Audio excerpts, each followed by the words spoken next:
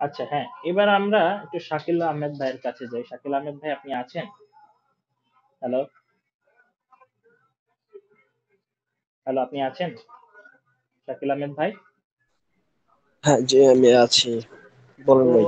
এখন তো শুনলেন যে আমি পুরা মোটামুটি একটা পটভূমি হ্যাঁ, নিয়ে পুরো আসছি। অ্যানালিসিসটা, হ্যাঁ পুরো সমীকরণের মধ্য দিয়ে আসছে। হ্যাঁ, সমীকরণের মধ্যে দিয়ে আমি একটা মানে মানে যতটা শর্ট টাইমে, মানে আর্টিকেলটা অনেক বড়, আমি এখান থেকে অল্প অল্প অল্প অল্প করে লাইন লাইন পড়ে আপনাদেরকে একটু শোনাচ্ছি যে ইম্পর্টেন্স যে লাইনগুলো, কে কতগুলা জেনোসাইড করছে, কে কি করছে।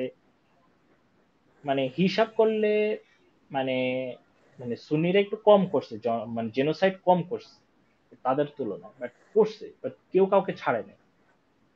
উভয়কে কিন্তু যথেষ্ট পরিমাণে জেনোসাইড চালাইছে। উভয়ের উভয়ের মধ্যে মানে সংঘর্ষ ছিল। উভয়ের মধ্যে মানে বেইমানি হয়েছে। কারণ আফগানিস্তান ইরান দ্বারাও বেইমানি হয়েছে, ইরানের শিয়া দ্বারাও বেইমানি শিকার হয়েছে, আবার পাকিস্তানের সুন্নি দ্বারাও বেইমানি শিকার হয়েছে। তো এখন আপনার আলোচনা আমরা একটু শুনি। আপনি আমাদেরকে বলেন অ্যাকচুয়ালি যে সমস্যাটা আসলে উভয়ের কিনা। সমস্যাটা নিয়ে এইখানে আপনি যে অ্যানালাইসিসটা এতক্ষণ করতেছিলেন আমি পুরোটাই শুনছি। আমি কিছু ঘাটতেছিলাম, তো এই কারণে ঘাটার কারণে অ্যাপস থেকে বাইরে বের হয়ে গেছে, এই জন্য আর কি জবাব দিতে দেরি হয়েছে, এই জন্য আমি দুঃখিত। এখন আমার কথা হচ্ছে যে আমি এখন ঢুকলাম। আপনি যে অ্যানালাইসিসটা এতক্ষণ করছেন এটা মানে কাগজে কলমে অ্যানালাইসিসটা ঠিক আছে, কিন্তু আমি একটা বই পড়ছিলাম। ওই বইয়ের মধ্যে মানে একজনের একটা উক্তি, যে বইটা যখন শেষ হয়, যখন সমাপ্ত লেখা থাকে শেষ পৃষ্ঠায়, তখন আসলে বইটা শেষ হয় না। একটা উপন্যাস যখন লেখা হয় বা একটা গল্প যখন লেখা হয়, যে কোনো একটা কাহিনী যখন লেখা হয়, ওইটা তখন শেষ হয় না। যদিও অফিসিয়ালি সমাপ্ত করে দেয় লেখক, কিন্তু আসলে সমাপ্ত হয় না। এরপরও আরো কয়েকটা পৃষ্ঠা লেখা বাকি থাকে। ওই পৃষ্ঠার লেখাটা যদিও ওই লেখক লিখে দেয় না, কিন্তু পাঠককে অনুভব করে নিতে হয়। পাঠককেই ওই লেখাটা খুঁজে নিতে হয়। ওই পাঠটা খুঁজে নিতে হয় যে হ্যাঁ এরপরে কি হতে পারে বা এরপরে কি হয়েছিল, একটু খুঁজে নিতে হয়। তাহলেই ওই উপন্যাসের বা ওই গল্পের আসল অর্থ বেরিয়ে আসে। ঠিক ওইরকম ভাবেই এখন আপনি যে অ্যানালাইসিসটা করছেন, এগুলা খাতা কলমে কাগজে কলমে ঘটছে। হ্যাঁ, ঐতিহাসিক ভাবে ঘটছে, সিম্পল। কিন্তু যেহেতু ঘটছে, এর পরে বা এর পিছনে প্রেক্ষাপটটা কি ছিল, ইন্টারনাল ব্যাপারগুলো কি ছিল, ওইগুলো নিয়ে একটু অ্যানালাইসিস করা দরকার ছিল।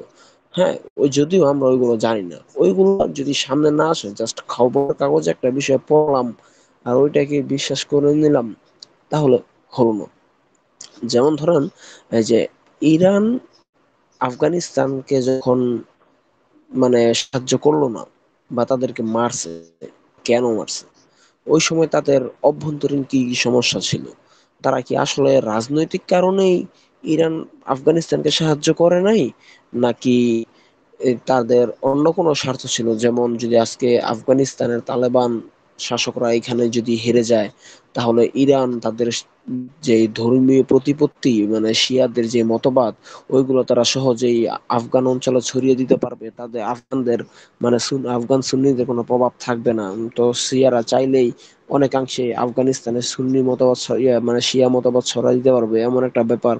তারপর হচ্ছে গিয়ে সব জায়গাতে যেমন যে আপনি এ, যুদ্ধগুলোর ব্যাপার পড়তেছিলেন যে সিরিয়াতে, তারপর ইরাকে, এই ব্যাপারগুলা যে ওইখানেও শিয়াদের প্রভাব প্রতিপত্তি বাড়তে পারতো যদি শিয়ারা ওই সমস্ত ওয়ার গুলোতে জয়ী হইতে পারতো। তারপর সুন্নিরাও ওইভাবেই যে যে ইরানকে যেভাবে হতে গেছে। তো ওই সবগুলো ঘটনা মিলাইয়াই ওই প্রত্যেকটা যুদ্ধের পিছনে আলাদা আলাদা কারণ ছিল। তারপর সুন্নিরা কিভাবে লাগছে, তারপর তারপরে যে শিয়ারা কিভাবে নিজেদের মধ্যে মারামারি লাগছে। তো সব বিষয় মিলায় যদি আপনি দেখেন যে প্রত্যেকটা ঘটনার পিছনে আলাদা আলাদা প্রেক্ষাপট ছিল। প্রত্যেকটা ঘটনার পিছনে আলাদা আলাদা প্রেক্ষাপট ছিল। কোন প্রেক্ষাপট, একটা প্রেক্ষাপটেই প্রত্যেকটা ঘটনা ঘটে নাই। হয়তোবা কোনটার প্রেক্ষাপট ছিল যা রাজনৈতিক কারণ, যে আমি যদি থাকি তাহলে আমি ভূ রাজনীতিতে এখানে শক্তিশালী হব। কোনটা ছিল মতবাদ প্রচারের কারণ, যে আমি এইখান দিয়ে গেলে আমার মতবাদ এই দিক দিয়ে খুব ভালোভাবে শক্তিশালী ভাবে আমি প্রচার করতে পারবো, কোনো সমস্যা হবে না। আর বিভিন্ন কারণ থাকতে পারে। প্রত্যেকটা ঘটনার পিছনে আলাদা আলাদা কারণ থাকে, একটা কারণে বিভিন্ন ঘটনা ঘটে না। ইরানের সাথে যে সমস্ত সমস্যা ছিল, ইরানের সাথে বেশিরভাগ সমস্যা হয় আকীদাগত কারণে, তাদের নীতির কারণে। হ্যাঁ, ইরান খুব পাওয়ারফুল। ইরান, আমরা আমরা মধ্যপ্রাচ্যের প্রত্যেকটা রাষ্ট্রকে ততটা ভালোবাসি না যতটা ইরানকে ভালোবাসি, কিন্তু ইরানের ইরানের আমার কাছে, আমাদের কাছে শ্রদ্ধার জায়গা কোথায়? ইরান এখন সরাসরি পশ্চিমাদের বিরুদ্ধে কাজ করতেছে। আর পশ্চিম মানে শত্রু শত্রু বন্ধু, এটা স্বাভাবিক। তো পশ্চিমারা যেহেতু আমাদের সরাসরি শত্রু, তাই পশ্চিমাদের শত্রু হচ্ছে এখন বর্তমানে ইরান। তাই ইরান আমাদের বন্ধু হবে, এটা একটা থিসিস। তো এই দিক থেকে ইরানকে আমরা খুব ভালোভাবে ভালোবাসি। হ্যাঁ, কিন্তু তাদের আকীদাগত দিক থেকে তার মানে এই না যে আমরা তাদের আকীদা গ্রহণ করে নিছি। এবং ইরানের যে শিয়া আকীদা আজকে থেকে না, এটা প্রায় অনেক দিন আগে থেকে, যখন আলী রাদিয়াল্লাহু আনহু, ওসমান রাদিয়াল্লাহু আনহুর সময় থেকে খারিজি সম্প্রদায়ের উদ্ভব হয়েছে, তখন থেকেই কিন্তু এই মানে এই ধারাবাহিকতা চলতেছে। আস্তে আস্তে এই ধারাবাহিকতাটা তখন থেকেই শুরু হয়েছিল। তো এখন কেউ বললেই হবে না যে তাদের আকীদার মধ্যে গলদ আছে। হ্যাঁ, মানলাম, কিন্তু সুন্নিদের আকীদায় গলদ নাই, ব্যাপারটা এরকম না। সুন্নিদের আকীদা আর শিয়াদের আকীদা দুইটা দুই বিষয়, এটা একটা আলাদা আলোচনার বিষয়।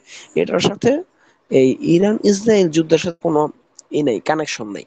এখন আরব শাসকরা মূলত সাহায্য করতেছে না সম্ভবত এই কারণে যে আরবদের এখানে পরবর্তীতে ক্ষতি হওয়ার আশঙ্কা করতেছে, এই জন্য তারা এখন মোটামুটি আমি মনে করি নিরপেক্ষ অবস্থানে আছে। তো প্রত্যেকটা ঘটনার পিছনে আলাদা আলাদা ঘটনা থাকে, প্রত্যেকটা রাষ্ট্রই আলাদা আলাদা ভাবে কাজ করে। জি, ধন্যবাদ।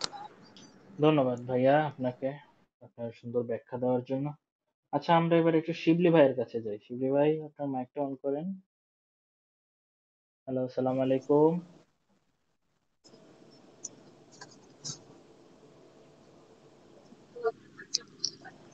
হ্যাঁ, আসসালামু আলাইকুম শিবলি ভাই, কথা শোনা যায়? হ্যালো, হ্যালো, কথা শোনা যাচ্ছে না, কথা শোনা যাচ্ছে না। মিরাজ ভাই, আমি আপনার কথা শুনতে পারতেছি। হ্যাঁ, কিন্তু আপনার কথা স্পষ্ট শুনছি না ভাইয়া।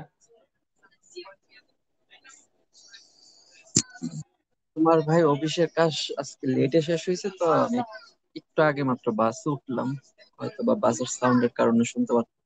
না, এখন শুনতে পাচ্ছি, আপনি একটু জোরে বলেন তাহলেই হবে। হ্যাঁ, এখন বলেন। জানতে চাচ্ছেন, মানে আমি আপনার প্রশ্নটা শুনতে পারিনি। আচ্ছা, আমার আমার প্রশ্ন হলো যে এতক্ষণ কি আপনি আলোচনা শুনেছেন, যে আমি যেগুলো আপনাদের সামনে মানে বিশ্লেষণ করলাম, যে শুরু থেকে শেষ পর্যন্ত?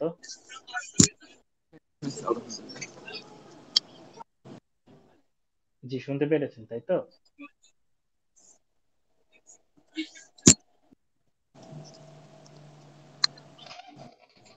আচ্ছা, আপনি একটু জোর করেন, সম্ভবত আপনার এখানে সমস্যা আছে।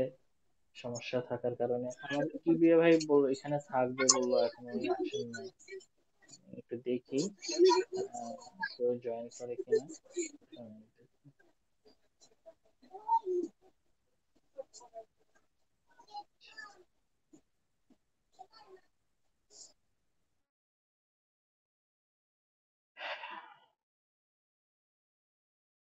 আজকে খুব কম মানুষ আসতেছে, যদিও এটা একটু মানে দেখা গেছে।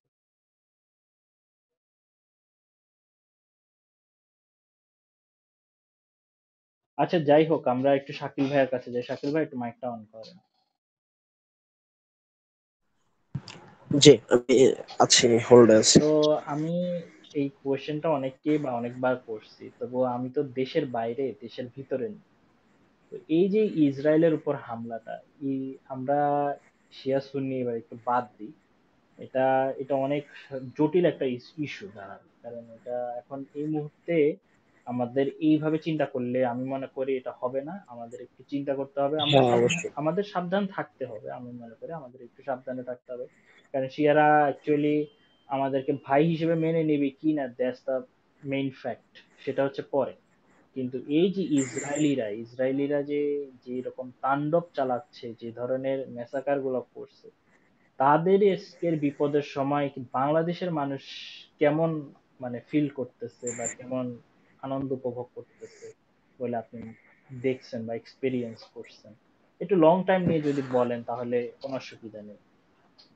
বা আপনার নিজের কেমন লাগতেছে, এগুলো তো কখনো বিশ্বাস করার মতো না। হ্যাঁ, এবার বলুন। আসলে এই ব্যাপারটা মূলত এরকম, যেমন আজকে কয়েকটা ভিডিও আমি সকাল থেকে দেখছি যে বিভিন্ন জায়গাতে ইরানের পক্ষ নিয়ে মানুষ মানববন্ধন করছে, মিছিল করছে। ইভেন আজকে মনে হয় বায়তুল মুকাররম বা ঢাকার একটা পয়েন্টে মিছিল হয়েছে, আমি দেখছি বায়তুল মুকাররম থেকে মিছিলটা বের হয়েছে কিনা আমি শিওর না, তবে একটা মিছিল আজকে ইরানের পক্ষে জনমত নিয়ে মানুষ একটা মিছিল বের করছে। মিছিলটা অনেক বড়ই ছিল দেখলাম একটা ভিডিওতে। এরকম কয়েকটা ভিডিও আছে দেখছি আলাদা আলাদা জায়গার বিকাল 3টার পর পরই। তো সবকিছু মিলাইয়া মানে বাংলাদেশের জনগণ যে যেটা বললাম যে শত্রুর শত্রু বন্ধু হয়। তো ইরানকে আমি যেভাবে দেখি ডাজেন্ট ম্যাটার, কিন্তু ইরান যেহেতু ইসরায়েলের শত্রু, তার মানে ইরান আমার বন্ধু আপাতত, অন্য সময়ের জন্য না। আপাতত ইরান আমার বন্ধু, ইরানকে আমি এখন সাহায্য সহযোগিতা যেভাবেই লাগে, অন্তত পক্ষে কোনো কিছু না পারলেও দোয়া দিয়ে হলেও তাদেরকে আমি সাহায্য করব। আমি আমার ব্যক্তিগত জায়গা থেকে আমি এই কথা বলতেছি, যেন ইরান এই যুদ্ধে অবশ্যই জিতে। কিন্তু ইরান সম্পর্কে আর ইসরায়েল সম্পর্কে, ইসরায়েলের যখন থেকে হামলাটা শুরু হয়েছে গত সপ্তাহ থেকে, জাস্ট অ্যামেজিং। যখন তারা হামলাটা শুরু করতো তখন আমি ভাবছিলাম যে তারা হয়তো হামলাটা আর আগায় নিবে না, কিন্তু তারা যে লাস্ট পর্যন্ত এখনো যুদ্ধটা করতেছে এটা আমার কাছে অভাবনীয়। এখন মনে হচ্ছে যে যুদ্ধটা হয়তো আর কিছুদিন মানে মোটামুটি অনেক দিন স্থায়ী হবে। কিন্তু প্রথম দিকে আমার এমন মনে হয় না, এমন মনে হয় না, এই কারণ হচ্ছে যখন ফিলিস্তিনে অনেক ম্যাসাকার চালাচ্ছিল ইসরায়েল, তখনই মানে অনেক কিছু ঘটছিল, তারা মুসলিম বিশ্বকে ডাকছিল, পাশে পাওয়া নাই। কিন্তু বিভিন্ন সময় অন্যান্য মুসলিম দেশ মাঝে মধ্যে বিবৃতি দিলেও ইরান অনেকগুলো বিবৃতি দিছে যে হ্যাঁ আমরা আসতেছি, আমরা ফিলিস্তিনকে উদ্ধার করব বা এরকম অনেক কিছুই সামনে আসছিল। কিন্তু ইরান তখন সাহায্য করে নাই। ইরান কখন সাহায্য করছে? হ্যাঁ, ট্রু প্রমিস যেই অ্যাটাক করছে তখন কখন করছে, যখন ইরানের উপর তারা আক্রমণ করছিল তখন তারা ইরান ঘোষণা দিয়ে তাদেরকে আক্রমণ করছে। মানে আমি তখন আমাদের এমন মনে হচ্ছে যে আমি ঘোষণা দিলাম যে তোমরা সাবধান থাকো, আমি এখন একটা লোক দেখানো একটা আক্রমণ করব, তোমরা যদি পারো এটাকে ডিফেন্স করো, না হলে নাই, এরপরে আমি কিছু করব না। কিন্তু এই আক্রমণটাও যখন এরকম হয়েছে তখন ভাবছিলাম যে হ্যাঁ আসলে হয়তো এরকম হবে। কিন্তু যখন পরে নিউজে দেখলাম যে না, এই আমেরিকান ঘাঁটিগুলো একটু সক্রিয় হচ্ছে, তারপর ইসরায়েলের কথা শোনা যাচ্ছে। হ্যাঁ, হ্যাঁ, শোনা যাচ্ছে, শোনা যাচ্ছে, আপনি বলেন। তারপর যখন দেখলাম যে ইসরায়েল তাদের পরমাণু কেন্দ্র মানে টার্গেট করছে, তাদের সামরিক স্থাপনা টার্গেট করছে, এবং ইরানও পাল্টা বিবৃতি দিচ্ছে যে তারা রেডি আছে, তৈরি আছে। এরকম বিবৃতি তো অনেক আগে থেকে দিচ্ছে, কিন্তু যুদ্ধ তো আর হয় নাই বা অল্প অল্প করে থেমে গেছে। তো এখনো ভাবলাম এরকম, যখন ইরান আক্রমণ করে দিল তখনও ভাবি না যুদ্ধটা তো দীর্ঘস্থায়ী হবে। কারণ হচ্ছে ইরানের যে প্রক্সিগুলো বিভিন্ন জায়গাতে আছে তারা কিন্তু এখনো পুরোপুরি সক্রিয় হয় নাই এই ইস্যুতে। তো ভাবাই যে প্রথম ভাবতেছিলাম যে বিভিন্ন অ্যানালাইসিস থেকেও দেখতেছিলাম যে হয়তো যুদ্ধটা আর হচ্ছে না, কিন্তু এখন দেখা যাচ্ছে যে যুদ্ধটা আরো ভালোভাবেই সামনে যাচ্ছে। তো আমার মনে হয় না যুদ্ধটা আর বেশি সামনে যাবে, কারণ হচ্ছে ইরান আর কিছুটা আমার মনে হয় যেটা, যে ইরান আর কয়েকদিন অ্যাটাক করবে খুব জোরালো ভাবে। তাদের যেই ভালো ভালো অস্ত্রগুলো আছে, একদম আপগ্রেড অস্ত্রগুলো, ওইগুলো তারা একটু হয়তো দেখাবে, দেখায় তারপর হয়তো তারা অ্যাটাক অফ করে দিবে যে কোনো একটা সমঝোতা চুক্তির মাধ্যমে। কারণ যদি এই অ্যাটাকটা শুরু হয়ে যায় তাহলে হয়তো আমি গেস করতেছি যে বিশ্বযুদ্ধ শুরু হয়ে যেতে পারে। আর এটা কোনো মহলই চাইবে না যে এই সময়ে এমন একটা বিশ্বযুদ্ধ শুরু হয়ে যাক। কারণ হচ্ছে গিয়ে চীন, তারপর কোরিয়া, রাশিয়া, তারা সরাসরি ইরানের পক্ষে বলতেছে যে যে কোনো সাহায্য লাগবে হয়তো তারা দিয়ে দিবে। আর আমেরিকা এখন ওই আগের পজিশনে নাই যে আমেরিকা এখন সরাসরি ইসরায়েলকে সাহায্য করবে, তাহলে হয়তো সাগর পথে সাহায্য আসার আগে তাদের সাহায্য অন্য কেউ সাহায্য হিসেবে নিয়ে নিবে, মানে ইরানের প্রক্সিরা নিজেদের সাহায্য হিসেবে দখল করে নিয়ে নিতে পারে গণিমত হিসাবে। তো আর ইউরোপে যে অবস্থা এখন নেটোর, মনে হয় না নেটো এখন ইসরায়েলকে সরাসরি কোনো সৈন্য বা অস্ত্র দিয়ে সাহায্য করার মতো অবস্থায় আছে, যেহেতু রাশিয়া তাদের সবার ভিতরে একটা ভয় ঢুকিয়ে দিছে। আফটার অল সব মিলে দেখা যায় যে ইরান এই মুহূর্তে ফ্রন্ট লাইনে আগায় থাকবে, ইসরায়েল ব্যাকফুটে আছে। আর সামনে থেকে যদি দেখা যায় যে তাহলে আমেরিকা এখন এই যুদ্ধে অংশগ্রহণ করবে না, কারণ ইরান অলরেডি আমেরিকাকে একটা আলটিমেটাম দিয়ে দিছে যে তারা যদি এই যুদ্ধে আসে তাহলে তাদেরকে একটা অপূরণীয় একটা ক্ষতি করে দিবে। তো এবং ইরান জানে মধ্যপ্রাচ্যে কোথায় কোথায় আমেরিকান ঘাঁটিগুলো আছে। তো তারা যদি ওইখানে অ্যাটাক শুরু করে তাহলে কিন্তু আমেরিকান প্রত্যেকটা ঘাঁটি তারা দখল করে নিতে পারবে। তো এই ক্ষেত্রে আমেরিকা আমি মনে করি না এই ঝুঁকিটা নিবে, কারণ আমেরিকা যদি এখন এই ঝুঁকিটা নেয়, আমেরিকা এখানে টিকতে পারবে না। কিন্তু তাদের মধ্যপ্রাচ্যে যে একটা প্রভাব আছে বিভিন্ন দেশে, ওই প্রভাবটা তারা হারায় ফেলবে। তো আমেরিকা আমার মনে হয় না এখন এই ঝুঁকিটা নিবে। উল্টো আমেরিকা হয়তো এখন একটা কাজ করতে পারে, ওইটা হচ্ছে তারা একটা সমঝোতার মধ্যে হয়তো ইসরায়েলকে বলবে তুমি একটা বড় অ্যাটাক করো, বড় অ্যাটাক করার পর তারা যদি বড় অ্যাটাক করে অনেক ক্ষয়ক্ষতি হবে, তখন আমরা আন্তর্জাতিক মহল তো আছেই, আমরা একটা সমঝোতার মধ্যে গিয়ে তোমাদের মিটমাট করে দিব, বা তারা একটা মিটমাট করার চেষ্টা করবে। সব মিলায় আপাতত এটা মনে হচ্ছে না যে যুদ্ধটা হয়তো বেশি দিন গড়াবে না, এবং না গড়ানো ভালো।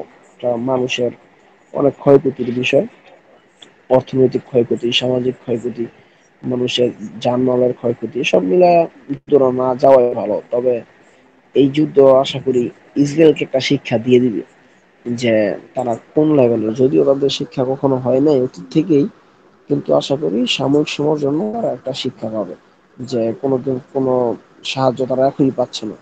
ইউরোপ থেকেও সাহায্য পাচ্ছে না, আমেরিকা থেকেও এখন সরাসরি সাহায্য পাচ্ছে না। আমেরিকা এখন বলতেছে যে আমরা আরো কিছুদিন অপেক্ষা করবো। তো অপেক্ষা করার পর হয়তো আমেরিকা লাস্ট এটাই বলবে যে যদি ইরানকে ঘায়াল করার মতো ইসরায়েলের এখন শক্তি নেই পরমাণু অ্যাটাক ছাড়া, আর এটা তারা এখন করবেও না, এটা তো অনেক সমস্যা হবে।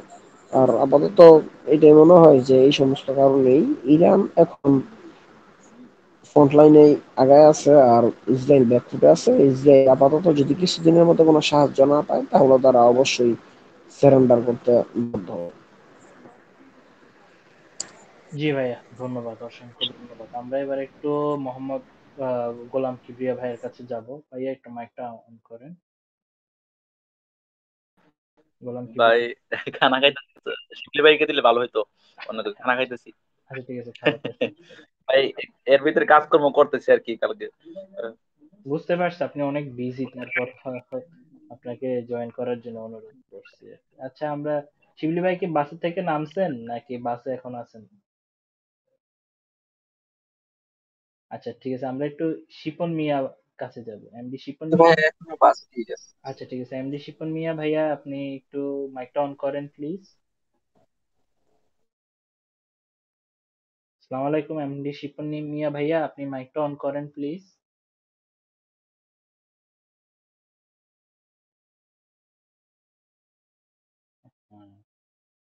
ভাইয়া আপনি মাইকটা না অন করলে হবে কেন? আচ্ছা, ওই কিবিয়া ভাই, আপনাকে একটা জিনিস বলি, আপনি তো ইয়ে থেকে চলে গেছেন, আমি আপনাকে বলছিলাম যে আমরা যে বিষয়টা নিয়ে আলোচনা করব, যে শিয়া সুন্নির দ্বন্দ্বটা মানে ইতিহাসগতভাবে কোথায় কোথায় হয়েছে, তার একটা ছোট্ট ব্যাখ্যা আমি দিছিলাম। আপনি ওইখানে ছিলেন না, পরবর্তীতে আপনি এটা দেখে নিয়েন, আমি ভিডিওটা আমি আপনাকে পাঠাবো, ভিডিওটা আপনি দেখে নিয়েন, তাহলে আপনি আচ্ছা আচ্ছা ভাই, সমস্যা নেই, লিংক সমস্যা দিচ্ছি, নেই। সমস্যা নেই। এখানে আমি পুরা সাদ্দাম হোসেনের সময় তিনি কি ম্যাসাকার করছিলেন, তারপরে তার পার্শ্ববর্তী দেশ সিরিয়াতে তার আসাদ সরকার কি ম্যাসাকার করেছিল, এখন ইরানের সরকার আবার কি কি ইয়েগুলো করছে সেগুলো ব্যাখ্যা করছি, মানে শর্ট টার্মে। আর প্লাস আরো আরো অনেকগুলা, যেটা আপনি বলেছিলেন যে ইরান আফগানিস্তানের সাথে কি মানে বিশ্বাসঘাতকতা করেছিল, বা তালেবানের সাথে কি সংঘর্ষ ছিল সেটারও একটা ছোট্ট বিশ্লেষণ করেছি।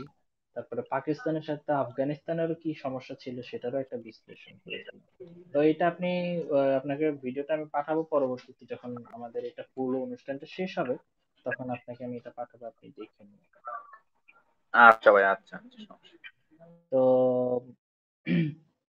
আচ্ছা জি, ভাই। আসসালামু আলাইকুম। আপনি ওয়ালাইকুম রবিনা আসসালাম। বলতেছিলেন? জি, আমি একটু বাইরে ছিলাম তো, যার কারণে কথা শুনতে পাইনি। আবার বলেন। জি, আহ, আচ্ছা, আপনার কাছে আমার প্রশ্ন, আপনি তো বাংলাদেশে আছেন তাই তো? জি। এখন কেমন অনুভূতি লাগতেছে? মানে এতদিন তো আমরা সবাই ফিলিস্তিনের জন্য খুব কান্না করছি যে ফিলিস্তিনের মানুষগুলো কিভাবে মারতেছে, মানে তাদেরকে সহায়তা করার মতন কোনো কিছু নাই, কিন্তু আল্লাহরও কি হুকুম যে ইসরায়েলেও একের পর এক হামলা, তারা নিজেরাও ব্যর্থ হইতেছে, তারপরে তাদের হামলার শিকার হচ্ছে ইরান দ্বারা, এতদিন হিজবুল্লাহ, হুতি কিংবা হামাস দ্বারা হয়েছে, তারপরে হচ্ছে প্রাকৃতিক দুর্যোগও ছিল, প্লাস তারপরে তাদের আর্থিক ক্ষতিগ্রস্ত হচ্ছে, তারপরে তাদের মানে অস্ত্র ফুরিয়ে আসছে, অস্ত্রও শেষ হয়ে যাচ্ছে। তো এই ব্যাপারে আপনারা বাংলাদেশের যারা মুসলমানরা আছেন তারা কতটুকু খুশি যে ইসরায়েলের এত বড় ক্ষতি হওয়ার কারণে? মানে আপনার আশেপাশে যে জি। এক্সপিরিয়েন্স করেছেন, কেমন জি। দেখেছেন সেটা একটু ব্যাখ্যা করেন। হ্যাঁ, অবশ্যই আলহামদুলিল্লাহ। আলহামদুলিল্লাহ সবসময় আমরা বলি যে আলহামদুলিল্লাহ, কারণ ইসরায়েলকে হামাস যখন মানে তাকে আক্রমণ করে কোনো কিছু করতে পারে না, ইয়েমেন থেকে যখন আক্রমণ করে তারপরেও কোনো কিছু করতে পারে না, লেবানন তারাও আক্রমণ করছে তাও তারা কিছু করতে পারে না, কিন্তু তিনটা দেশও আক্রমণ করছে, তিনটা দেশের সাথে ইসরায়েল মানে ইসরায়েলের সাথে পায়রা উঠছে না, বা বিভিন্ন কারণে পায়রা ওঠে নাই, কারণ ওই এদিক থেকে আমেরিকা অনেকটা সাপোর্ট করছে। তো যাই হোক, আলহামদুলিল্লাহ এবারের যে ইরান যেভাবে আক্রমণ করতেছে ইসরায়েলে, ওই আক্রমণের ফলে বাংলাদেশে তো অনেকটা সবাই মানে মনের মধ্যে একটা শান্তি প্রশান্তি আসতেছে যে না, ইসরায়েলের উপর আক্রমণটা করতে পারছে, তাদের যে গর্বের আয়রন ডোম ভাঙতে পারছে, গর্বের যে তাদের থার্ড থার্ড একটা যে মানে মিসাইল নিরোধ করা, মিসাইল প্রতিরোধ করা যে একটা আয়রন ডোম আসছিল, ওইটা পর্যন্ত তারা করতে পারছে, বিনষ্ট করতে পারছে। এটা তারা জন্য মানে বাংলাদেশের মানুষ অনেক খুশি এই বিষয়ে। আরেকটা বিষয়, এটা হওয়ারই কথা ছিল এখানে, ইসরায়েল যে অত্যাচারগুলা আমরা গাজাবাসীর উপর করছে, প্রায় 53,000 মানুষ এ পর্যন্ত মৃত্যুবরণ করছে সরকারি হিসেবে। আমার ধারণা এখানে প্রায় লাখের উপর মানুষ মারা গেছে। তো আল্লাহ তাদেরকে শহীদ হিসাবে কবুল করুক। তো আমরা বাংলাদেশের মানুষ সবসময় গাজার পক্ষে ছিলাম, সবসময় আছি এবং থাকবো ইনশাআল্লাহ ভবিষ্যতে।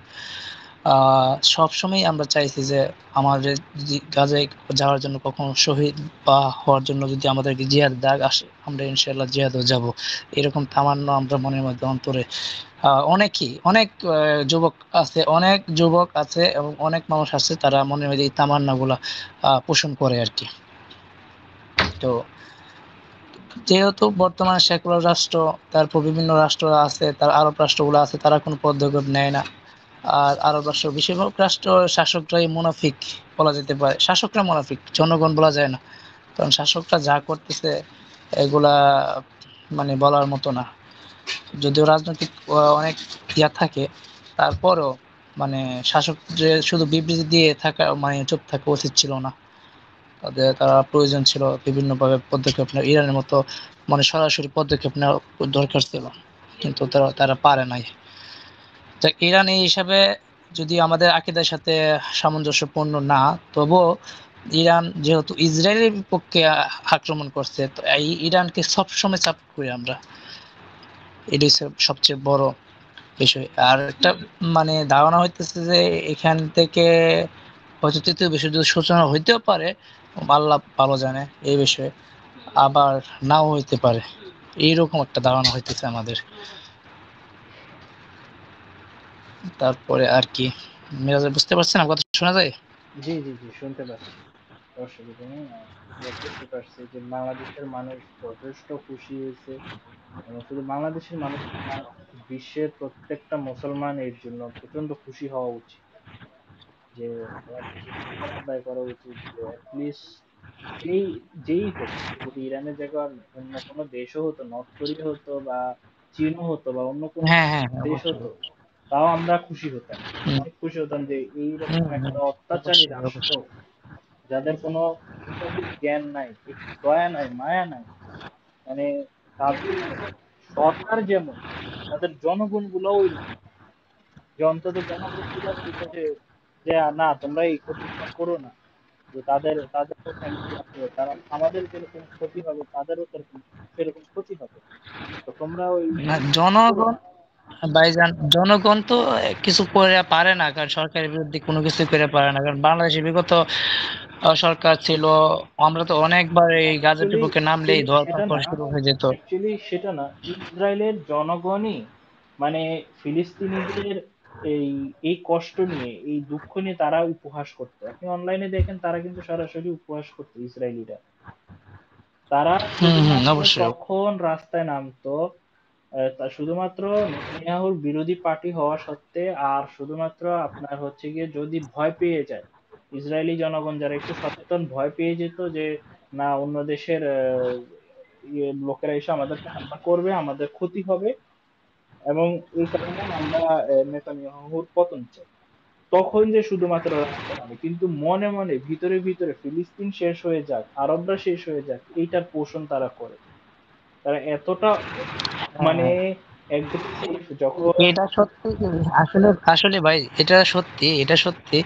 এই তারা মনে মনে অনেক খুশি, যেমনটা বাংলাদেশের আমি জানি না এখনো কোনো হিন্দু ভাইরা বা হিন্দু ভাইদের প্রতি কেমন মানুষের আকর্ষণ, মানে তারপরে বলতে ওই মানে আমাদের বাংলাদেশে যে পরিমাণ হিন্দুরা বসবাস করে, এর ম্যাক্সিমাম মানুষের ধারণা মুসলমানদের আর হিন্দুদের মধ্যে যে একটা মানে বৈরিতা রয়ে গেছে, এবং তারা মনে মনে পোষণ করে ভারতপন্থী। তারা বড় মানে ভারত বিজয় হোক, সবকিছুতে ভারত বিজয় হোক, কিন্তু হম প্রকাশ করে না, প্রকাশ প্রকাশ করে করে না, সামনাসামনি সবসময় বলে না বাংলাদেশের মানুষ আগে প্রায়োরিটি, বাংলাদেশ এটা মুসলমান উপর কেন আক্রমণ করলো, এই করলো সেই করলো, কিন্তু মনে মনে অনেক খুশি যে না ভালো হয়েছে বাংলাদেশে, মানে বেশি এই পাকিস্তান মুসলমানের মারছে, বাংলাদেশের মুসলমান মারছে, মনে মনে অনেক খুশি। আপনাকে আমি কিভাবে বলবো, আমাদের আশেপাশে তো মানে অনেক হিন্দুদের সাথে চলাফেরা, তাদের সাথে চলাফেরা করলে এই ধারণাটা তাদের মানে একটা আইডিয়া নেওয়া যায় আর কি।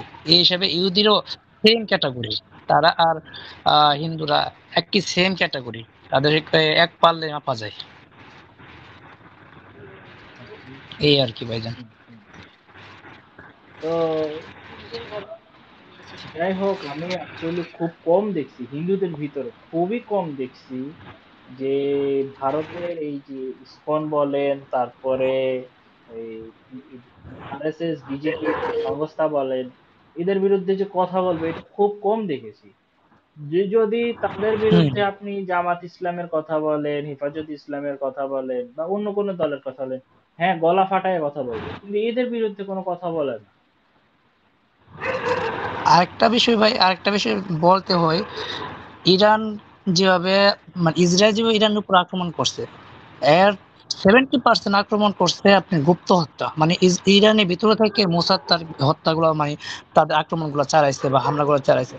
ঠিক তোদেরও বাংলাদেশ কখনো যদি আক্রান্ত হয় ভারত দ্বারা অথবা অন্য কোনো রাষ্ট্র দ্বারা, তাহলে এই যে শত্রুতামি বা মুনাফেক যে আছে, গাদ্দাররা আছে, এই গাদ্দাররা আপনার এই বাংলাদেশকে ধ্বংস করে দিবে। এটাই তো সবচেয়ে আপনার বড় যে সমস্যা। পরিমাণ যে পরিমাণ হুজুররা বলেন বা যে পরিমাণ আমরা সাধারণ মানুষ আছি, তাদের থেকে সবচেয়ে বড় ক্ষতি করবে এই গাদ্দাররা, এবং এই গাদ্দাররা বাংলাদেশের টপ লেভেলে আছে, কিন্তু আপনারা বুঝতেও পারবেন না, ধরতে পারবেন না। যেমন বর্তমানে ইরান এই গাদ্দারকে মানে তাদের আইআরজিসি মানে তাদের সেনাবাহিনীর মধ্যে ঢুকে গেছে, সামরিক বাহিনীতে ঢুকে গেছে তাদের এই মোসাদের এজেন্টরা। আর বাংলাদেশে তো অহরহ এইরকম এজেন্ট ঢুকে আছে, যে মানে ভারতের বলেন, মোসাদে বলতে পারেন, অথবা আমেরিকার এজেন্ট বলতে পারেন, এরা অসংখ্য ঢুকে আছে। মানে আপনার কাছে কখনো ধরতে পারবেন না সে যে এজেন্ট, আপনার আশেপাশে ঘুরতেছে, আপনি বলতে পারবেন না যে সে এজেন্ট। এই অবস্থা। এই গাদ্দারের জন্য প্রত্যেকটা রাষ্ট্রে মানে যে শাসকরা আছে, এই গাদ্দারের জন্য বা যে জনগণরা অনেক ক্ষয়ক্ষতি শিকার হতে হবে। Right. ইরানের অবস্থাটাও ঠিক একই রকম। আপনি মানে মানে মানে অবাক হয়ে যাবেন, এখানে কিছু ফল্ট আছে, যেমন আসলে ওরা তো শিয়া, তো মানে শিয়াদের মধ্যে মানে মানে শিয়াদের প্র্যাকটিক্যাল ইস্যুটা মানে আমাদের মতো না। যেমন আমাদের ইসলাম ধর্মে অনেক আলেমরা মুতা বিবাহটাকে একেবারে মানে পুরোপুরি করে না, হালাল বলে না, বা এটাকে এক গ্রহণযোগ্য বলে মনে করে না। কারণ এটা কোরআন সম্মত পুরোপুরি না মুতা বিবাহটা। এখন হুম আপনি যে আমাদের কিবরিয়া ভাই আমাকে একটা ডকুমেন্ট দেখলাম আর কি, ভিডিওতে দেখলাম, একজন নারী, ফরাসি নারী, সে শিয়া ধর্ম গ্রহণ করে এই যে যতগুলা আপনার জেনারেলদেরকে মারা হয়েছে বা ইরানের বড় বড় কর্মকর্তা, তাদের হ্যাঁ, ওটা সকলের সাথে, দেখেছিলাম আমি। তাদের সকলের সাথে নাকি এই মহিলার শারীরিক সম্পর্ক ছিল। এবং ওরে আস্তাগফিরুল্লাহ। হ্যাঁ, এই সকল সেনাপতিদের সাথে, সকল ইমামদের সাথে, সকল, কারণ হচ্ছে ওদের জন্য মুতা বিবাহ তো ওদের জন্য হালাল ভাই, আমাদের জন্য তো এগুলো হারাম, ওদের জন্য তো মুতা বিবাহটা হালাল। তো ওদের ভিতরে ঢুকতে পারছে, ধরেন মুতা বিবাহ করেছে, একদিন থাকে নাই, ধরেন হচ্ছে 17 জনকে টার্গেট করছে, 17 মাসের জন্য সে এই মুতা বিবাহ করছে। এবং সে একদিন ছিল না, সে প্রায় মনে হয় 2013 সাল থেকে 2000 সম্ভবত 24 সাল বা 23 সাল পর্যন্ত সেখানে ছিল, প্রায় 10-12 বছর ছিল। না, 2010-এর পর থেকে, 2010-এর পর থেকে ঢুকছে ওইখানে। 10 পর থেকে। ওই আবার সে আবার ইব্রাহিম রাইসির সাথে সাক্ষাৎ করছিল। হ্যাঁ, এবং ইরানের যে খামেনি, খামেনির সাথেও খুব ভালো হুম সখ্যতা ছিল। এখন দেখেন ওরে ইরান যখন বুঝতে পারছে, হোমেনির অফসাইডে নিজস্ব যে ইয়া আছে ওইখানে ওকে নিয়ে লেখালেখিও ওয়েবসাইটে করছে। প্রকাশ করছে, হ্যাঁ ও হ্যাঁ, লেখালেখি করছে, বুঝতে পেরেছি।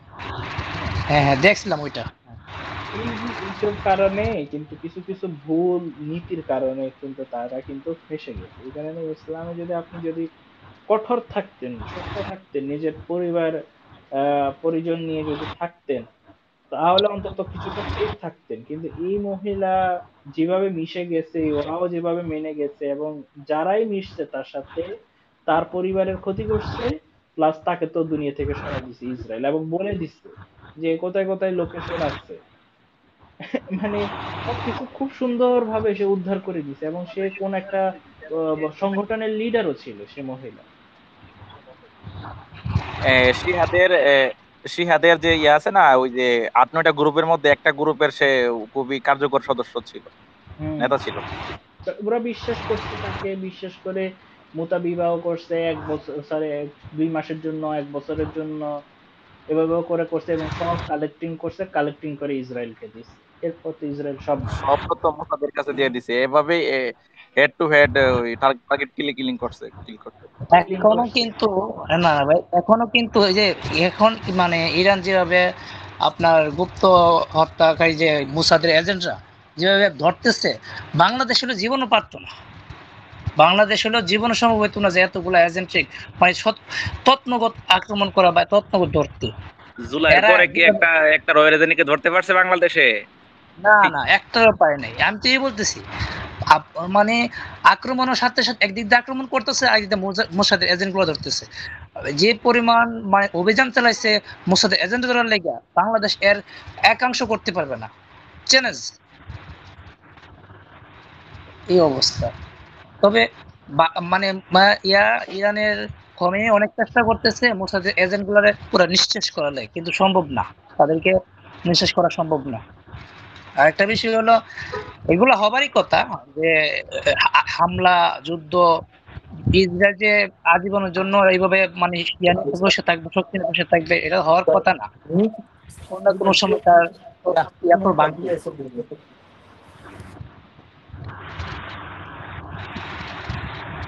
বুঝতে পারছেন ভাই?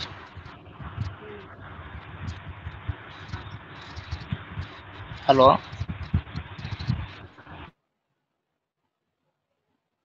জি জি ভাই, শোনা যায়, শুনে বলেন, সমস্যা নাই।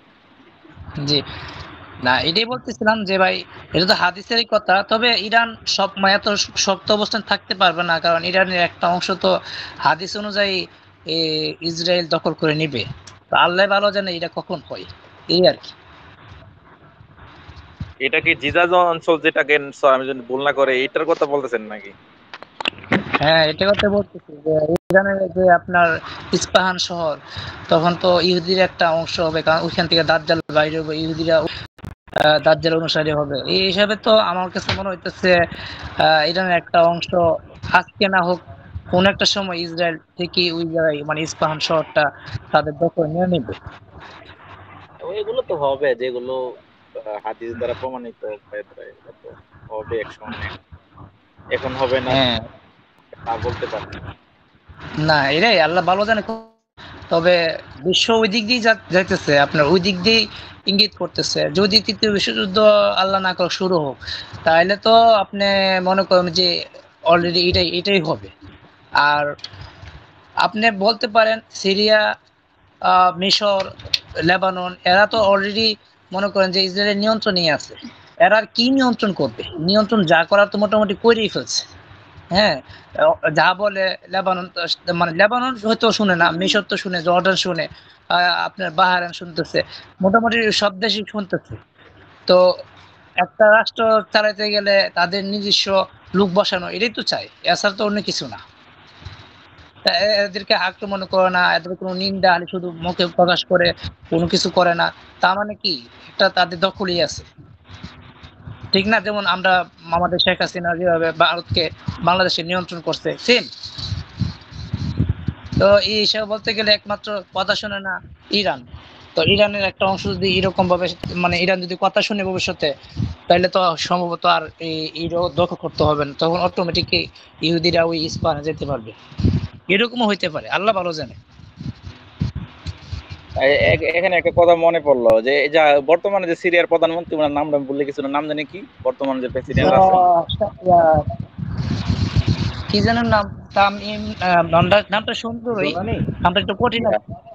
হ্যাঁ, জুলানি, জুলানি, হ্যাঁ জুলানি, আচ্ছা, ওনার নাম এখানে জুলানি। প্রসঙ্গত একটা কথা মনে পড়লো আর কি, যে ওনারা এত বছর যুদ্ধ করলো এই ইয়াদের বিরুদ্ধে, এই যুদ্ধতে বিজয়ী হইলো, বা যাদের বিরুদ্ধে যুদ্ধ করলো, যুদ্ধ বিজয়ী হওয়ার পর এখন সেই আমেরিকার কাছ থেকে চুক্তিবদ্ধ হলো বা অস্ত্র নিল, মানে এটা মানে কোনোভাবে কাকে ভরসা করবেন আপনি দুনিয়ার মধ্যে এখন বর্তমানে? হ্যাঁ, অনেকে ব্যাখ্যা করে যে শক্তিশালী হওয়ার জন্য। ভাই, শক্তিশালী হওয়ার যে তুমি যার বিরুদ্ধে যুদ্ধ করলা, যুদ্ধে জয় হওয়ার পর তুমি তার কাছ থেকে চুক্তিবদ্ধ করে অস্ত্র নিতেছো, মানে অতদিন তুমি আল্লাহর উপর ভরসা ছিলা, এখন তোমার শক্তির দরকার, এখন তুমি বিজয়ী পাইছো, মানে এই আচ্ছা, কি ধরনের, মানে আমার এগুলো তো ইয়ে হয় না। এটা হয়তো কূটনৈতিক কোনো ইয়া হইতে পারে, তবে জুলানি কিন্তু এই কথা বলছে যে আমরা আহ শরিয়া কায়েম করব, ঠিক আছে? তো এটা বলা যেতে পারে না, আফগানিস্তানও কিন্তু অনেক কৌশল বা কূটকৌশল মানে এরা পরিচালনা করে। তো আমার মনে হয় যে জুলানি হয়তো কোনো সুযোগ নিতেছে, হয়তো ভবিষ্যতে জুলানি বলতে পারে যে না আমি তোমার কথা শুনবো না, এরকম হইতে পারে, আল্লাহ ভালো জানে। তবে জুলানির আহ এখনো সঠিক তাদের যে মানে মূলনীতি বা তাদের যে ইয়াগুলা বোঝা যাইতেছে না, কূটনীতি গুলো এখনো বোঝা যাচ্ছে না। রাজনৈতিক মানে যে তাদের বিস্তারিত এখনো বোঝার অনেক বড় দায়। কারণ ওইখানে উইগারের মুসলিম উইগারের মুসলিম মুজাহিদরা আছে। আপনি ওখানে সহজে জুলানি কিন্তু ইয়া আমেরিকা পন্থী হতে পারবে না, চাইলে হতে পারবে না আমেরিকা পন্থী, বুঝতে পারছেন? এটা তো অবশ্যই। আচ্ছা, এই আমি কারণে এই তবে কারণে সিরিয়ার আমি এবার প্রেক্ষাপট একটু আর আফগানিস্তানের প্রেক্ষাপট অনেক ভিন্ন। সেটা হচ্ছে যে আফগানিস্তান থেকে কিন্তু আমেরিকা কিন্তু সরাসরি পরাজিত হয়ে যায় না, তাদের খরচ যুদ্ধের লাভজনক থেকে লস হচ্ছিল, এরা মিলিটারি ভাবে কিন্তু পরাজিত হয় না আমেরিকা এই আফগানিস্তানে। আর সিরিয়াতে কিন্তু মিলিটারি সরাসরি পরাজিত হয়েছে। আচ্ছা, আমি একটু কিবরিয়া ভাইয়ের কাছে যাচ্ছি। কিবরিয়া ভাই, হ্যালো। একটু ইয়ে করেন। শিবন ভাই, আপনাকে ধন্যবাদ। আপনি আগামীকালকেও আসেন, আগামীকালকেও একটা অনুষ্ঠান থাকবে। তো ওই মোহাম্মদ জায়েদ ভাই একটু মাইকটা, সরি, ভিডিওটা অফ করেন না, ভিডিও অফ করে অডিওতে আসেন। আচ্ছা, আমরা কিবরিয়া ভাইয়ের কাছে যাই।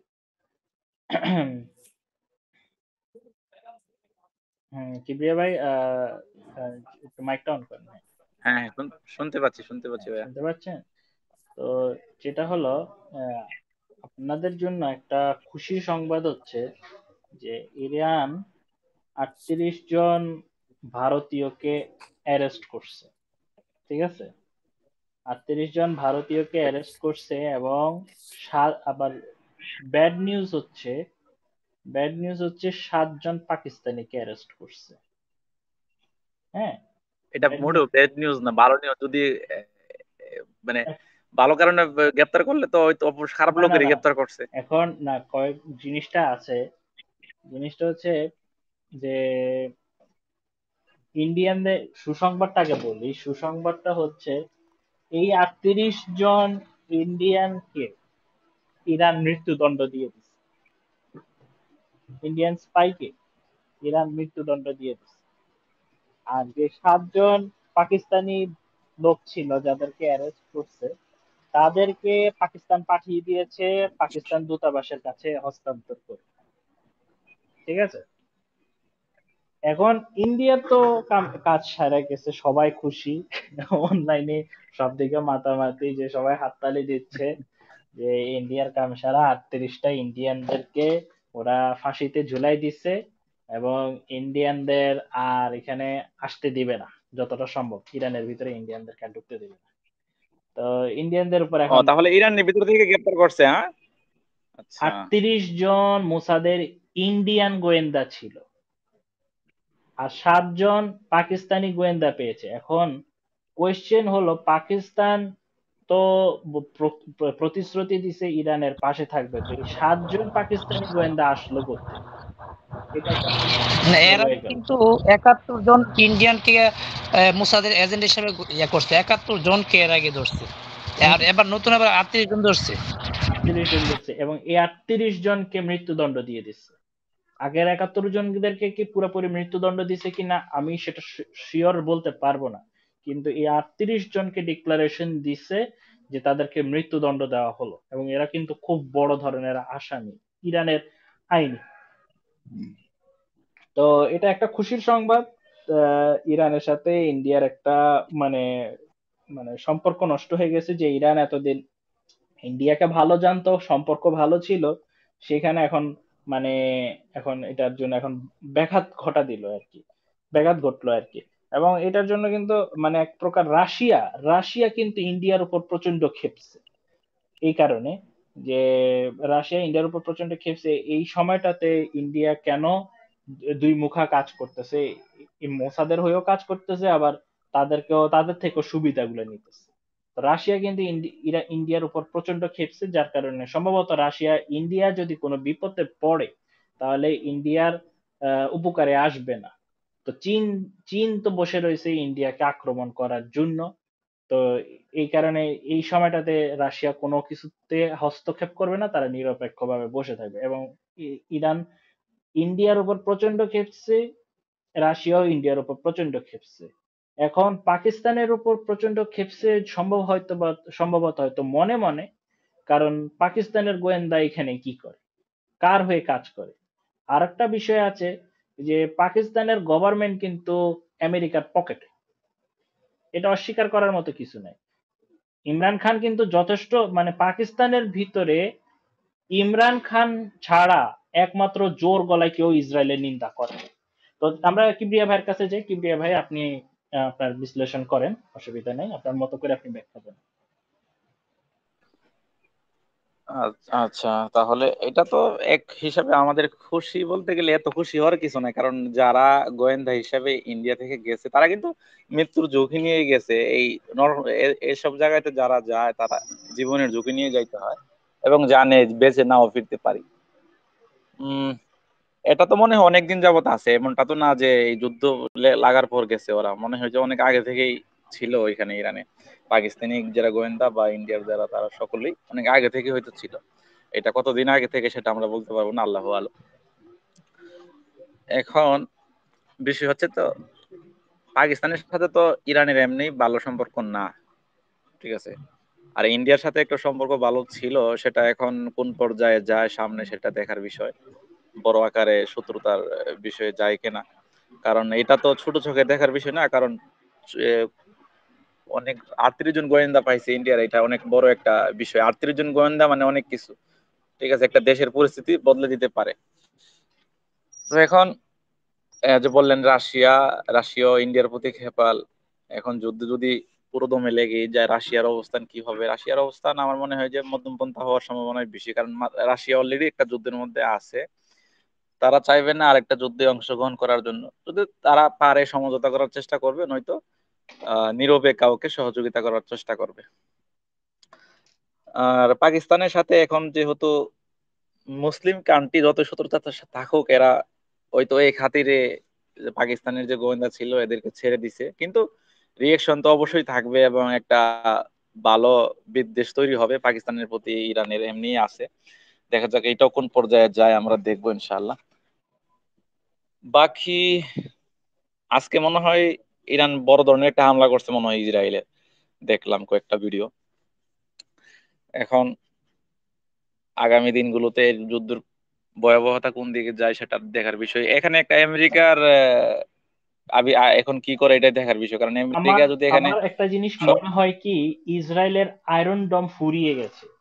কারণ ইরান আজকে কিন্তু সংখ্যায় কিন্তু খুব কম বোমা মারছে। গতবারে যেটুকু বোমা মারছে তার চাইতে কম কিন্তু ইরান এবারে মারছে।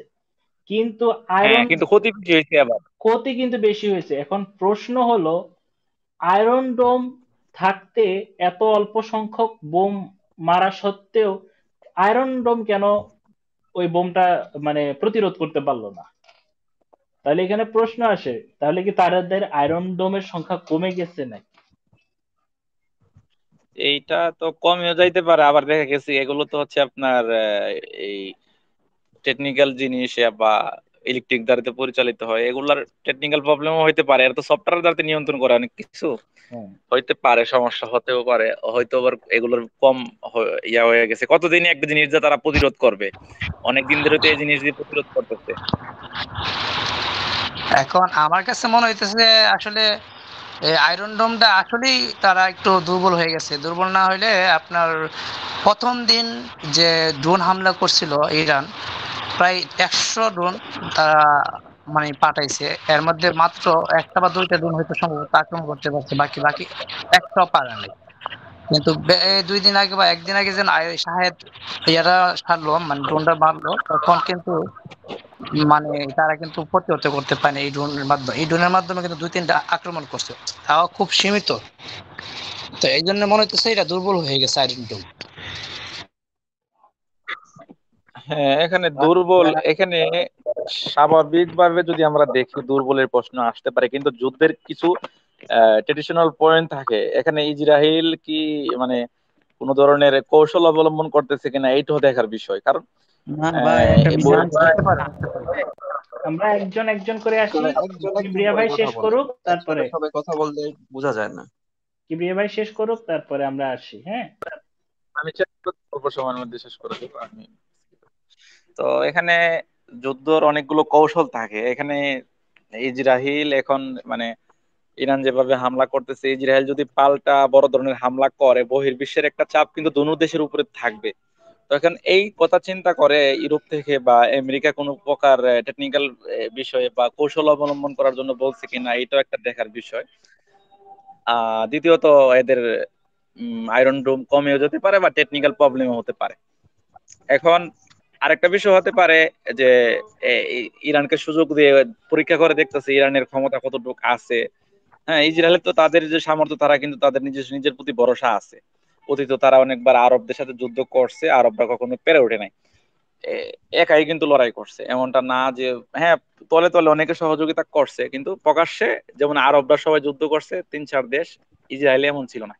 তো এখন ইসরায়েলের এটা আমি মনে করি টেকনিক্যাল ভাবে বা সরি কৌশলগত কারণে এরা যুদ্ধের এটা একটু কমায় ফেলতে পারে। বাকিটা আল্লাহ পাকের ইচ্ছা বা আল্লাহ আলম, এই আর কি। আচ্ছা, আপনার কাছে আরেকটা কোয়েশ্চেন ভাইয়া, শেষ একটা কোয়েশ্চেন থাকবে। সৌদি আরবে তো আপনি আছেন, তো সৌদি আরবের মানুষদের এখন রিয়েকশনটা কি? তারা কি খুব খুশি ইসরায়েলের এই অবস্থা হওয়ার কারণে, নাকি মানে তারা খুব আপসেট? সাধারণ জনগণ, নট গভর্নমেন্ট। আহ বাস্তব কথা যদি বলি বা রিয়েলিটি, এরা আসলে এগুলো নিয়ে আর মাথা ব্যথা নাই। এরা আছে ও চা গাওয়া খাচ্ছে, ওই ফুটবল ম্যাচ দেখতেছে রাস্তাতে। আমি তো এই মাগরিবের নামাজ পড়ে আসছিলাম, এশার নামাজ পড়তে আবার যাবো। তো এরা আসলে ওই রাস্তার পাশে কফি হাউস আছে, কফি হাউসের এখানে বসে খেলা দেখতেছে। মানে এগুলা নিয়ে এরা হচ্ছে ওই আজকে কে গোল দিল, কে কতটা গোল করছে। এরা ফুটবল খুব পছন্দ করে আরো যারা। তো এরা আর এই ফুটবল ম্যাচ নিয়ে বিশ্লেষণে আছে যতটুকু দেখলাম আর কি। এরা আসলে যুদ্ধ নিয়ে এর মাথা ব্যথা নাই, এরা নিজেরা সুখে আছে। হ্যাঁ, হাতে গোনা কয়েকজন, মানে তাও যুদ্ধ নিয়ে কেউ এই এদেশে কেউ আলোচনা করে না। আমরা যেমন করতেছি সাহস করে, এটা এদেশের লোকরা সাহস করে করে না। ঠিক আছে, এরাই জানে যে কি সমস্যা। ওখানে সবকিছু সেন্সরশিপ আছে। হুম। আচ্ছা ঠিক আছে কিবরিয়া ভাই, এদেশে যুদ্ধ আপনারা, নিয়ে আলোচনা করা যায় না। হ্যাঁ এটা নিয়ে অনেক কিছু আলোচনা এই জন্য ওরা করতে দুনিয়া। পারেন। তো হাবিব ভাই, আপনি কি সৌদি আরবে থাকেন? না, আমি সৌদি আরবে থাকি না, তবে এই বিষয়ে অনেকগুলো নলেজ আছে আমার। আপনি কোন আমি দেশে অনেকদিন থাকেন? ধরে এই বিষয়ে আপনি research করছি তো। প্রবাসী না বাংলাদেশে? বাংলাদেশে আছি। বাংলাদেশেই আছি, তবে আমার রিলেটিভ অনেকে সৌদিতে আছে। আচ্ছা। তো যতদূর জানি যে ওদের আসলে কি ওইসব বিষয়ের উপর সেন্সরশিপ আছে, প্লাস ওদেরকে বলা হয় যে আমি তোমাদের, সরকার বলে যে আমি তোমাদের খেতে দিচ্ছি, করতে দিচ্ছি, সবকিছু করতে দিচ্ছি, আমাকে অনুসরণ আমি যা করব সেইটাই তোমরা মেনে নেবা, তোমরা হ্যাঁ অন্য হ্যাঁ, কোনো রাইট। বিষয়ে মাথা ঘামাবে না। সেম সেম তো প্রভুর মতো। এইরকম ভাবে, হ্যাঁ হ্যাঁ হ্যাঁ, এটা হচ্ছে একটা রাজতন্ত্র তান্ত্রিক সিস্টেম, তো এজন্য এখানে ওই রকম ভাবেই চলে চলে ওরা। আর হচ্ছে ওদের জিহাদিস্ট মনোভাবটা খুব কম। মসজিদের জিহাদি ইমাম মনোভাবটা, পর্যন্ত এদেরকে সরকারি ভাবে নিয়ন্ত্রিত না, সরকারের বাহিরে জি খুতবা যে পড়ে ওইটা অ্যাপস এর মাধ্যমে ইয়া করে দেয়, মোবাইলে দেখে দেখে খুতবা পড়তে হয়। সব মসজিদে এক ধরনের খুতবা হবে। জি জি জি।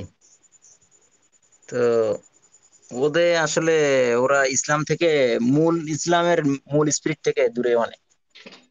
ওরা যদিও আমার তো অনেক মনে কিছু হচ্ছে আমার তো মনে হচ্ছে ওরা বাংলাদেশের থেকেও মানে জঘন্য ইসলাম পালন করে। আল্লাহ ভালো জানে।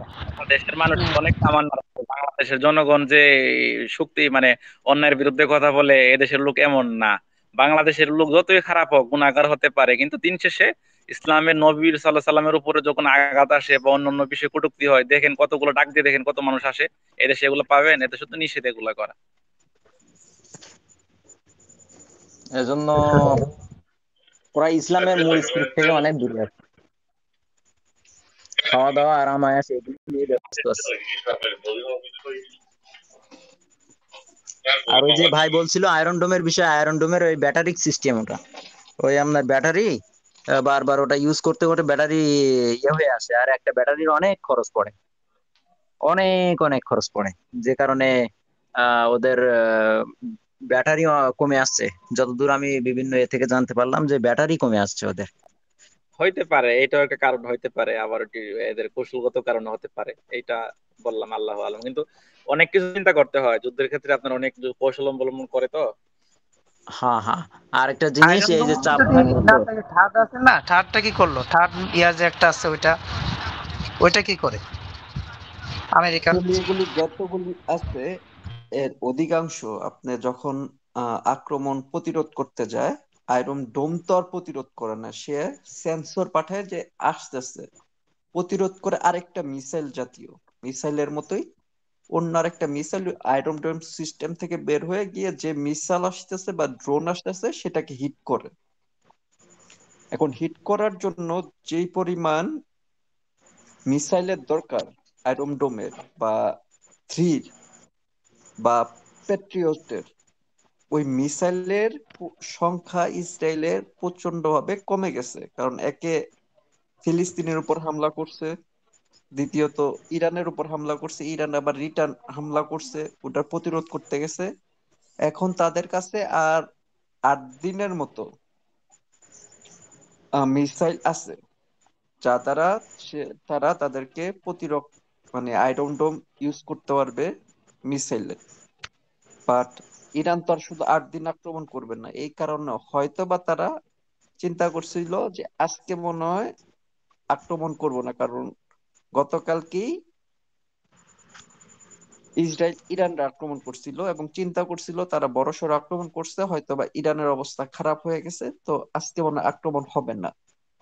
ওভার কনফিডেন্টের কারণে তারা হয়তো বা মিসাইল কম রাখছিল আয়রন ডোমের সিস্টেমে অথবা পেট্রিয়টে অথবা থ্রিতে, যেই কারণে আজকে হিট বেশি হয়েছে ইসরায়েলে। আর যদি আমেরিকা অথবা ইউরোপীয় ইউনিয়ন যদি মিসাইল না পাঠায়, তাহলে আর 3 থেকে 4 দিন পর অটোমেটিকলি অলরেডি 50 থেকে মিসাইল অনেকগুলো 60% পাঠাইছে। মিসাইল অনেক, হিট করবে। না ভাই, অনেকগুলো মিসাইল পাঠাইছে, অলরেডি পাঠাইছে। আজকে দেখলাম চালান নামলো ইসরায়েলে। ভাই আমি মাত্র বাসায় ঢুকছি, সারাদিন কাজে ছিলাম, তো আমার কাছে তথ্যটা নাই, আমি চেক করতে পারিনি, আমি এটা বলতে পারতেছি না। আর ভাই একটা জিনিস, ওই যে চাবাহার বন্দরে যে ভারতীয়রা আছে এরা সবই এজেন্ট, সবই এজেন্ট, সবই ইসরায়েলি এজেন্ট।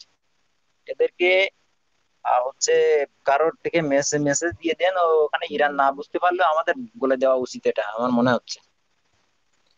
ভাই পৃথিবীর সব দেশেই ঠিক আছে আপনি স্পাই পাবেন, ঠিক আছে। আমাদের বাংলাদেশের স্পাইও ইন্ডিয়াতে আছে, ইরানে আছে, সৌদিতে আছে, আমেরিকাতে আছে।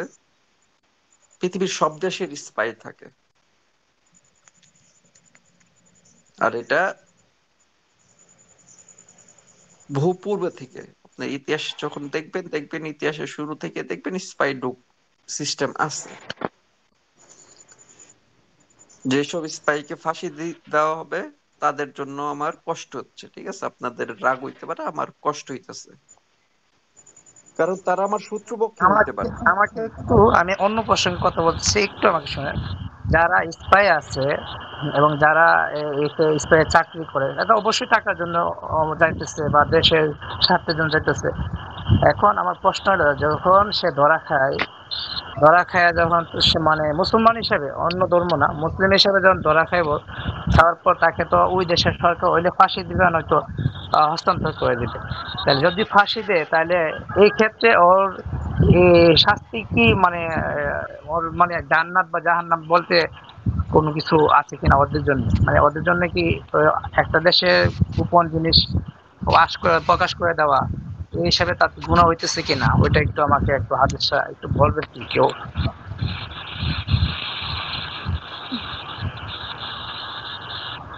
সেইখানে তো ভাই তার জন্য হ্যাঁ, আমি একটু বলি, তার জন্য কোনো রকম জান্নাতের সুযোগ নেই সে যদি মুসলিম হয়ে থাকে। আর ওই মুসলিম কান্ট্রিকে সে বিপদে ফেলছে, তার নিজের কান্ট্রিকে সে বিপদে ফেলছে, সমস্ত জনগণকে সে বিপদে ফেলছে, ফেলে আরেকটা দেশকে সহযোগিতা করছে এর জন্য। সুতরাং এর জন্য তার কোনো রকমের জাহান্নাম ছাড়া জান্নাতের কোনো সুযোগ নেই। তাহলে আমার প্রশ্ন হলো, যদি এরকম হয়, এখন আমি তো মুসলিম দেশ, আমার দেশে যে আরেকটা দেশ আক্রমণ করবে না এর তো গ্যারান্টি নেই। আমি তো আমার দেশকে না রক্ষার জন্য, আমার জনগণের রক্ষার ভাই, জন্য আমি তো কথাটা একটা বুঝতে স্পাই পারছেন না পাঠাতে ওই পারি। ভাই, বুঝতে পারছেন না পুরোটা উনি তো। এখানে মুসলিম, আমার এখানে একটা কথা আছে, এখানে অনেক মুফতিগণ এখানে একটা ইয়া জারি করছে অনেক আগে, যে মুসলিম যে ইয়া আছে আপনার, এই রাষ্ট্র আছে বা ভূমি রক্ষা করতে গিয়ে যদি আপনার গোয়েন্দা সহ বা সেনাবাহিনী কোনো কারণে শহীদ হয়, বা মুসলিম আহ, দেশ রক্ষা করতে গিয়ে, তখন এটার সেক্ষেত্রে অন্যভাবে ইসলামের ক্ষেত্রে এটা জায়েজও আছে, জান্নাতে যাইতে যাওয়ার সম্ভাবনা আছে বা শহীদি মর্যাদা পেতেও পারে মুসলিম ভূমি রক্ষা করতে গিয়ে কাফেরদের থেকে। হ্যাঁ হ্যাঁ, সেটা অবশ্যই। দিতে চাইতেছিলাম, কারণ দেখা গেল যে আমি মুসলিম, আমি স্পাই হিসেবে যাইতেছি অন্য একটা রাষ্ট্রে যাইতে। কারণ অন্য রাষ্ট্রে যদি স্পাই হিসেবে গিয়ে তাদের গোয়েন্দাগিরি করলাম, ওদের ধরা খাইলাম, ধরা খাওয়ার পর আমার ওই রাষ্ট্র আমাকে মানে ফাঁসির মঞ্চে দিল, তখন আমি তো, আমাকে আল্লাহ কি দিবে না দিবে, তা আমি একটা কনফিউশন ছিলাম, বুঝছেন না বিষয়টা কিরকম আর কি? ওইটা আমি বোঝানোর চেষ্টা করছি যে আপনি যদি মুসলিম দেশের জন্য, মুসলিম দেশের স্বার্থের জন্য আপনি যদি, আপনার দেশ যদি পরিচালিত হয় যে অন্য উদ্দেশ্য থাকে, আপনাকে আপনার অবশ্যই যাচাই করতে হবে যে কি উদ্দেশ্য আপনাকে ওখানে পাঠাতে হইতেছে, যে উদ্দেশ্য কি আসলে মুসলিম দেশটাকে রক্ষা করার জন্য, না অন্য দেশের আরেকটা এজেন্ডা বাস্তবায়ন করার জন্য পাঠানো হইতেছে এখানে। আপনার ওই সরাসরি যদি মুসলিম দেশের স্বার্থ এখানে রক্ষা করার বিষয় থাকে, তখন তো এটা অবশ্যই ইয়ার বিষয় আছে, শহীদি মর্যাদার বিষয় থাকবে এখানে। আর যদি উদ্দেশ্য এখানে থাকে যে বহির্বিশ্বের এখানে কোনো কিন্তু একটা বিষয় আছে ভাই, এখানে একটা বিষয় হলো, এই যে আমি মুসলিম দেশ, আমি পাঠালাম আরেকটা মুসলিম দেশকে ক্ষতি করার জন্য, এই ক্ষেত্রে কি হবে?